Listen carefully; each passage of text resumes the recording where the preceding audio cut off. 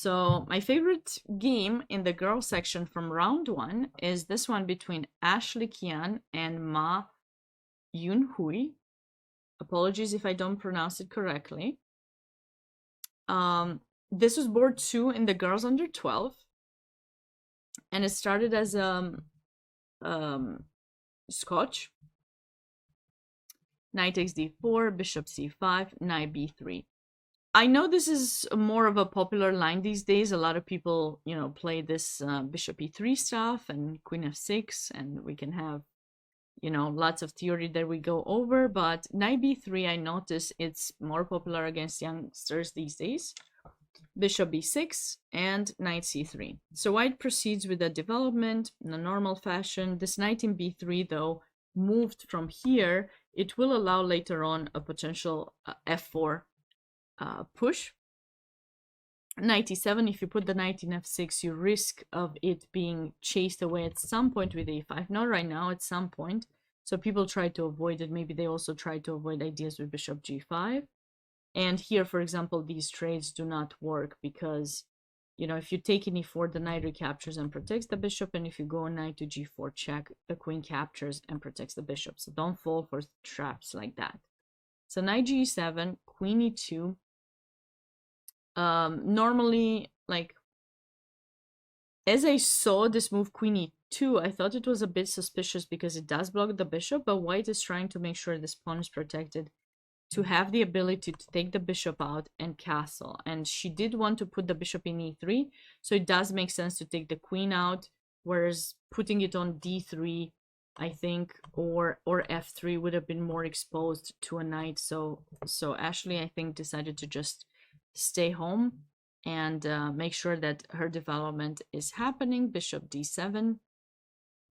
Maybe a bit too passive. e6 would have been something I would recommend maybe a bit more because it gives some flexibility for the queen to be developed as well. But bishop d7 was played, and now castle. Knight g6, king b1, bishop e6, f4. So Ashley has completed her queenside development, has castled, and now she's getting ready to push the pawns on the side of the board where she actually has her majority. And here it's difficult for black to come up with a move because we're threatening, some f4, f5 stuff. But maybe black would have waited for f5 to actually be played and then capture the knight, because that way f5 is played and then at least you get something in return.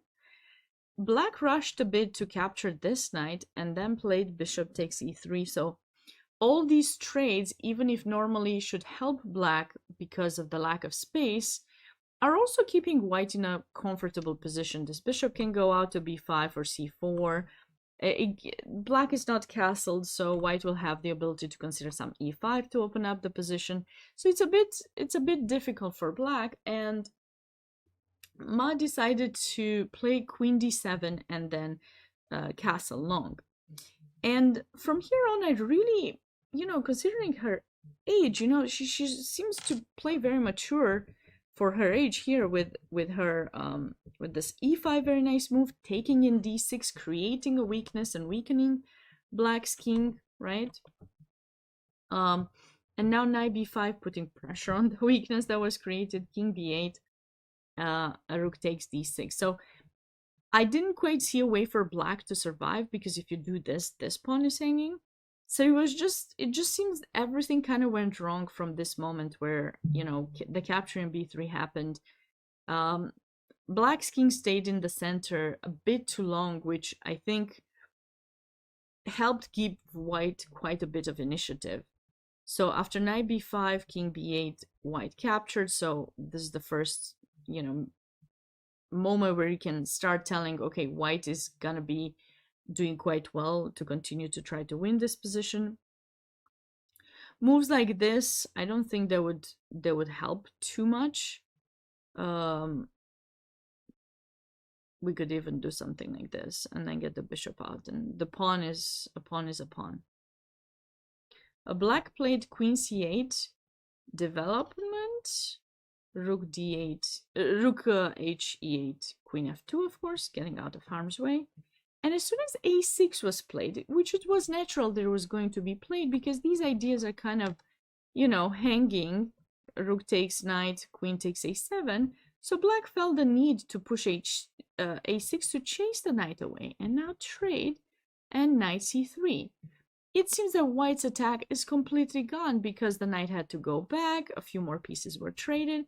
But check this out, after queen f5, g3, black played this move, knight a5, which leaves the king a bit weaker and actually took the chance to continue regrouping. First a backwards move with tempo and now rook d1. This knight now is out of place, so you can't really keep it here forever. Rook e8, queen c5, knight back to c6. And here are the arrows that I used earlier to point out to the importance of understanding whether you are ready for a sacrifice, an improvement of the position or not. So what I was showing is the fact that black's pieces are on the queen side, on the king side.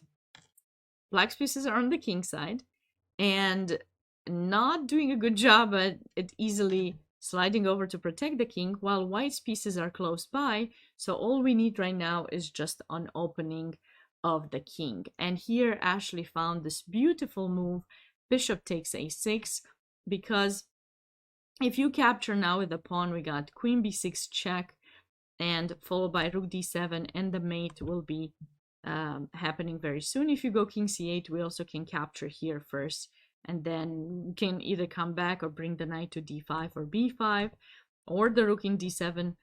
Anything will be leading to white's win. So black decided to go rook c8, and now bishop takes b7, the move that sealed the deal, because now the rook still gets activated. To d7, the queen comes into play, and white would just have, you know, a very nice position.